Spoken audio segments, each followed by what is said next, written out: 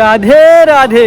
সুপ্রিয় ভক্তবৃন্দ, এই মুহূর্তে আমি রয়েছি ভগবান শ্রীকৃষ্ণের জন্মভূমি মথুরা নগরী। এই সেই ভগবান শ্রীকৃষ্ণের জন্মভূমি। আজ আমরা দর্শন করব ভগবান শ্রীকৃষ্ণের জন্মভূমিকে এবং মথুরাতে যে সমস্ত দিব্য লীলা রয়েছে সেই সমস্ত লীলাস্থলকে আমরা ঘুরে ঘুরে দর্শন করব। দেখুন, দূরে রয়েছে ভগবান শ্রীকৃষ্ণের জন্মভূমির শহর। এই নগরীতেই ভগবান কৃষ্ণ তার লীলা করেছে। যে ভগবান পরম পুরুষোত্তম, সেই ভগবান এই ভূমিতে এসে জন্মগ্রহণ করেছে দেবকী মায়ের গর্ভে, এবং এই ভূমিতে তিনি তার অপ্রাকৃত লীলা বিলাস করেছে। ঠিক এই স্থানেই শ্যামসুন্দর কৃষ্ণ দেবকী মায়ের গর্ভে জন্মগ্রহণ করেছিলেন। এ হলো কৃষ্ণের জন্মভূমি মথুরা। এই যে বিল্ডিং রয়েছে, এই স্থান রয়েছে কারাগার। সেই কারাগারে দেবকী মা আর বসুদেবকে কংস রেখেছিলেন, আর ভগবান কৃষ্ণ দেবকী মায়ের অষ্টম গর্ভে জন্মগ্রহণ করেছিলেন। এই সেই অতি পবিত্র স্থান। 5000 বছর আগে শ্যামসুন্দর কৃষ্ণ এই স্থানে দেবকী মায়ের গর্ভে জন্মগ্রহণ করেছিল এবং জন্মগ্রহণ করে এই সংসারে সমস্ত অসুরদের কৃষ্ণ বধ করেছিল এবং ভক্তদের রক্ষা করেছিল। প্রিয় ভক্ত, আজ আমরা এই পবিত্র মথুরা ভূমিকে ঘুরে ঘুরে দর্শন করব। এই মথুরায় অনেক দিব্য দর্শন রয়েছে, কেননা এই স্থানে পরম পুরুষোত্তম ভগবান শ্রীকৃষ্ণ জন্মগ্রহণ করেছিলেন। তো ঠিক এই স্থানেই ভগবান কৃষ্ণ জন্মগ্রহণ করেছিল। তো এই পুরো জায়গাটি হলো বসুদেবের সেই ভবন, যে ভবনে মাতা দেবকী আর বসুদেব থাকতেন, আর সেই স্থানেই ভগবান কৃষ্ণ জন্মগ্রহণ করেছিলেন। প্রিয় ভক্ত, আজ আমরা শ্রীমদ্ ভাগবতম থেকে এই অপ্রাকৃত ভগবান কৃষ্ণের লীলা শ্রবণ করব। দেখুন কত সুন্দর রমণীয় এই মথুরা নগরী। তো আমরা এখন যাচ্ছি ওই দিকে, একটি সরোবর রয়েছে, সেই সরোবরের কাছে। প্রিয় ভক্ত, ভগবান কৃষ্ণের এই বৃন্দাবন ধাম এবং কৃষ্ণের এই লীলা অপ্রাকৃত। তো এই লীলাকে আপনারা মন দিয়ে শ্রবণ করুন, তাহলে ভগবান কৃষ্ণের বিশেষ কৃপা প্রাপ্ত হতে পারবেন। ভগবান কৃষ্ণের কৃপা লাভ করা যায় ভগবানের কথামৃত শ্রবণ করার মাধ্যমে। এই সেই বলরাম কুণ্ড। এই কুণ্ডটির নাম হলো বলরাম কুণ্ড। সেই দাপর যুগ থেকে রয়েছে এই বলরাম কুণ্ড। এই স্থানে মাতা রোহিণী বলরামের কাপড় ধুয়েছিলেন। আজও রয়েছে এই বলরাম কুণ্ড। ঠিক ভগবান কৃষ্ণের জন্মস্থানের পাশেই এই কুণ্ডটি রয়েছে। মানে যখন সেই বৃহৎ ভবন ছিল কৃষ্ণের, সেই ভবনের পাশেই এই কুণ্ডটি ছিল। আজও সেই দাপর যুগের বলরাম কুণ্ড রয়েছে। অপ্রাকৃত এই লীলা, আহা, দেখেই যেন মন আনন্দে ভরে যায়। এখন আমরা যাচ্ছি কংসের ভবনে, যে ভবনে কংস থাকতেন। এই সেই মহারাজ কংসের ভবন। আজও রয়েছে কংসের ভবন। 5000 বছর আগে কংস এই ভবন বানিয়েছিলেন, আর এই ভবনেই কংস থাকতেন। কেননা কংস ছিল তখনকার রাজা, অসুর রাজ কংস, ভগবান কৃষ্ণের মামা। তো রাজা কংসের এই বৃহৎ ভবন ছিল। আজও এই ভবনকে বলা হয় কংসের ভবন। তো এই পুরো জায়গাটি হলো কংসের ভবন, আর এই স্থানে থেকেই কংস বিভিন্ন রকমের অপকর্ম করেছে। তো কংসের ভবনের পাশেই রয়েছে যমুনা মহারানী। ভগবান কৃষ্ণ তার অপ্রাকৃত ধাম গোলক বৃন্দাবন থেকে এই যমুনা মহারানীকে নিয়ে এসেছে। আজও রয়েছে এই যমুনা মহারানী। ঠিক কংসের ভবনের পাশেই এই যমুনা মহারানী বহিত হচ্ছে। প্রিয় ভক্ত, ভগবান কৃষ্ণ এই সংসারে আবির্ভূত হন দুষ্ট অসুরদের বধ করার জন্য এবং ভক্তদের রক্ষা করার জন্য। তাই তো কৃষ্ণ গীতাতে বলেছেন, পরিত্রাণায় সাধূনাম বিনাশায় চ দুষ্কৃতম ধর্ম সংস্থাপনার্থায় সম্ভবামি যুগে যুগে। ভগবান কৃষ্ণ বলেছেন, আমি সাধুদের রক্ষা করার জন্য এবং দুষ্কৃতিকারী অসুরদের বধ করার জন্য যুগে যুগে অবতীর্ণ হই। কিন্তু স্বয়ং ভগবান কৃষ্ণ যুগে যুগে অবতীর্ণ হন না। স্বয়ং ভগবান কৃষ্ণ ব্রহ্মার একদিনে একবারই অবতীর্ণ হন। সেই ভগবান কৃষ্ণ এই মথুরা ভূমিতে জন্মগ্রহণ করেছিলেন, কেননা এই দেবতারাও খুব দুঃখে কষ্টে ছিলেন অসুরদের দ্বারা। তাই তো দেবতারা এভাবে ব্রহ্মার কাছে গিয়ে তাদের দুঃখ কষ্ট জানিয়েছিলেন। আর ব্রহ্মাজি দেবতাদের নিয়ে সেই ক্ষীর সমুদ্রে গিয়ে ভগবানের কাছে প্রার্থনা করেছিলেন, ভগবানের স্তুতি করেছিলেন। তখন দৈববাণী হয়েছিল ভগবানের, আর ভগবান কৃষ্ণ বলেছিলেন, আমি দেবকী মায়ের গর্ভে জন্মগ্রহণ করব খুব শীঘ্রই, এবং জন্মগ্রহণ করে সমস্ত অসুরদের বধ করব আর সাধুদের রক্ষা করব। তো ভগবান এভাবে এই পবিত্র মথুরা ভূমিতে জন্মগ্রহণ করেছিলেন দেবকী মায়ের গর্ভে। এই দেবকী মা আর বসুদেব ভগবান কৃষ্ণের নিত্য মাতা পিতা। তো ভগবান কৃষ্ণের এই জন্ম কর্ম দিব্য। কৃষ্ণ নিজেই বলেছেন গীতাতে, জন্মকর্ম চমে দিব্যম এবং যো ব্যক্তি তত্ত্বা তক্তাদেহম পুনর্জন্ম নৈতি মামিতি সর্জুনা। ভগবান কৃষ্ণ তার প্রিয় সখা অর্জুনকে বলছিল, হে অর্জুন, আমার এই জন্মকর্ম হলো দিব্য, এবং আমার এই দিব্য জন্মকর্ম যে ভক্তরা যথাযথ রূপে জানতে পারে তারা আর এই দুঃখময় সংসারে ফিরে আসে না, তারা আমার নিত্য ধাম প্রাপ্ত হয়। তো ভগবান কৃষ্ণের এই অপ্রাকৃত জন্মলীলা আমরা শ্রবণ করব। তো ভগবান শ্রীকৃষ্ণ প্রথমে চতুর্ভুজ রূপ ধারণ করে দেবকী মা আর বসুদেব যে কারাগারের গৃহে থাকতেন সেই স্থানে তিনি এসেছিলেন। সেই স্থানে এসে চতুর্ভুজ রূপ ধারণ করে তাদের সামনে প্রকাশ হয়েছিলেন। তখন মাতা দেবকীর প্রার্থনায় তার চতুর্ভুজ রূপ পরিত্যাগ করে দ্বিভুজ রূপ ধারণ করে দেবকী মায়ের গর্ভে প্রবেশ করেছিল। এভাবে ভগবান দিব্য রূপ নিয়ে জন্মগ্রহণ করেছিল। এই সংসারে এমন কেউ নেই যে ভগবানের মতন এভাবে জন্মগ্রহণ করেছে। ভগবান যখন এসেছেন সেই কারাগারে, সেই কারাগার অন্ধকার ছিল, সেই কারাগার পুরো আলোকিত হয়ে গিয়েছে, কেননা ভগবানকে বলা হয় সূর্য সম। তাই তো চৈতন্য চরিতামৃতে বলা হয়েছে, কৃষ্ণ সূর্য সম, মায়া হয় অন্ধকার, যাহা কৃষ্ণ তাহা নাই মায়ার অধিকার। যেহেতু কংসের কারাগার মায়ার দ্বারা আবৃত ছিল, কিন্তু ভগবান এসে যখন প্রবেশ করেছে তখন সেই কারাগার আলোকিত হয়েছে।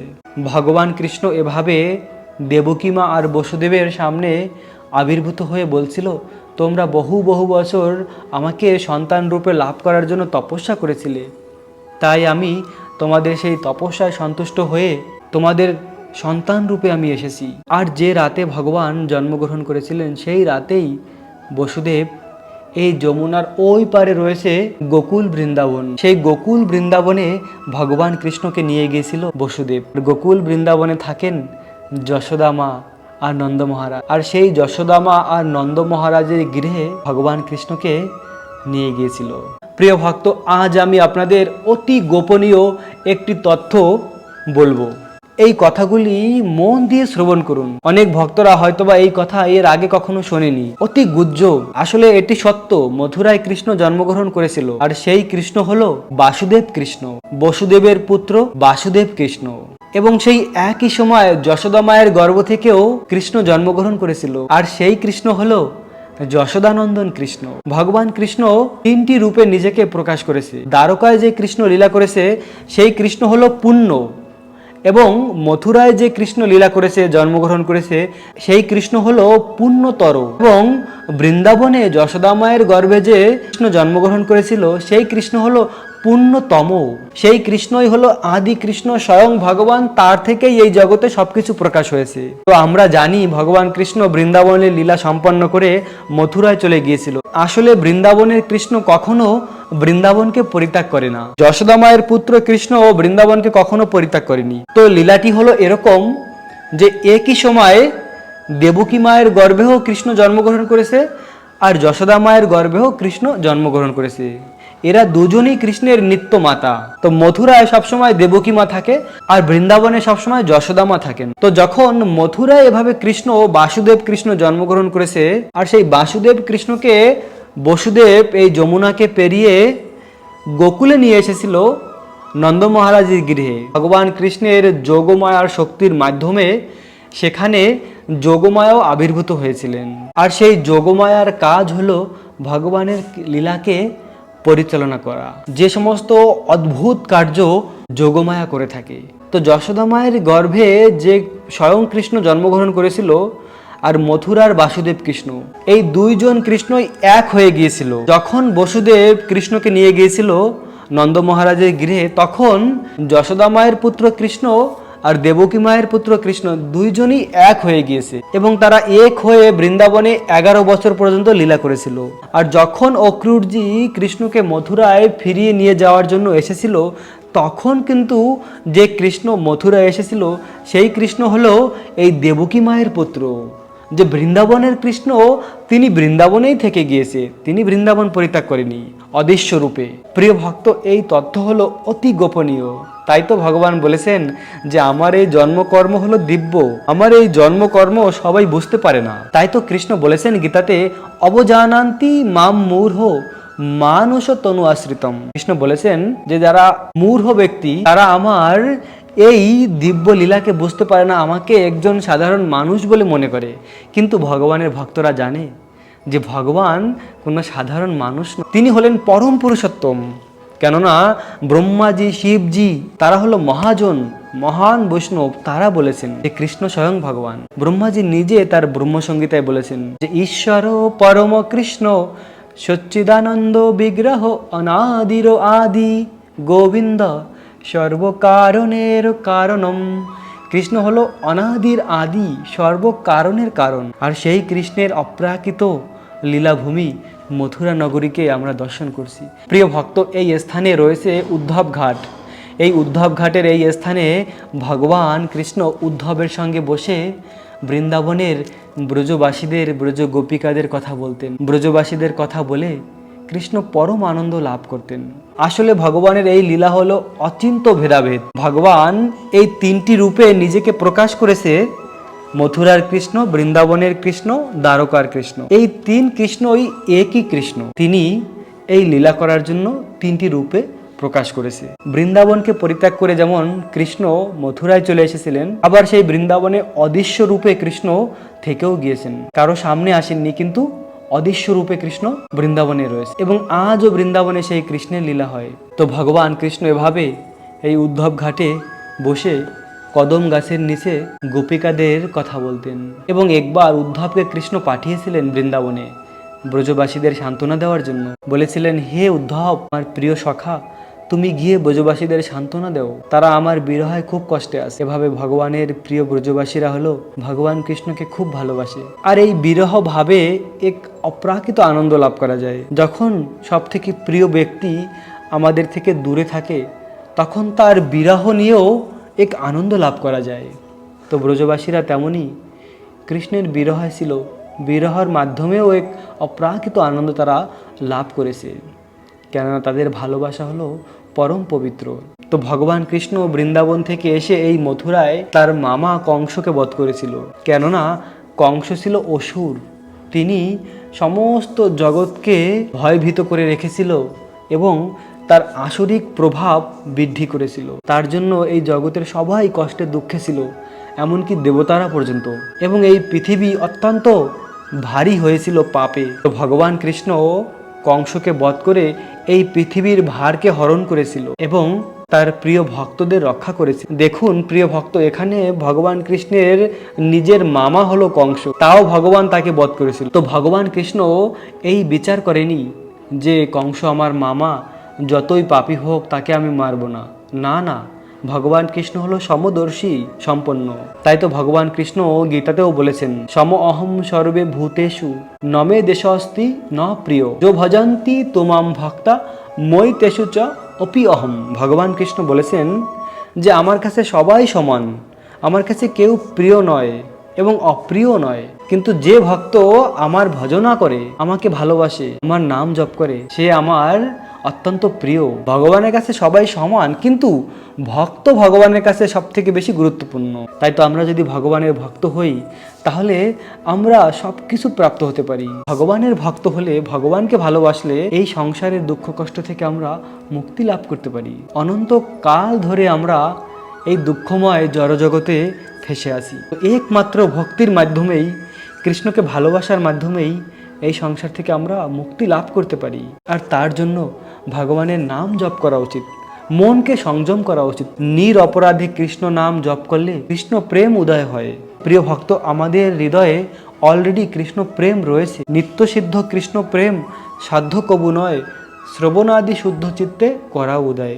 যে কৃষ্ণ প্রেম, ভগবানের প্রতি ভালোবাসা আমাদের হৃদয়ে অলরেডি রয়েছে, শুধুমাত্র শ্রবণ আর কীর্তনের মাধ্যমে সেটাকে হৃদয়ে পুনর্প্রকাশিত করতে হয়।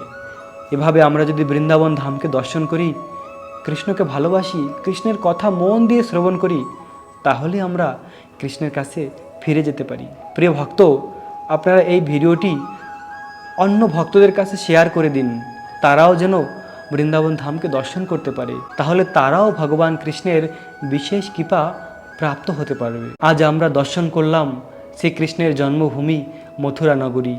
এই পবিত্র মথুরা নগরীতে ভগবান কৃষ্ণ জন্মগ্রহণ করেছিলেন। এখানে জন্মগ্রহণ করে কৃষ্ণ বৃন্দাবনে গিয়েছিলেন এবং মথুরা আর বৃন্দাবন হলো অপ্রাকৃত স্থান। এই স্থানে কৃষ্ণ তার অনেক প্রেমময়ী লীলা করেছে। আজকের ভিডিও এখানেই সমাপ্ত করব। রাখবেন নিজেদের অনেক যত্ন, থাকবেন কৃষ্ণ ভাবনাময়। রাধে রাধে।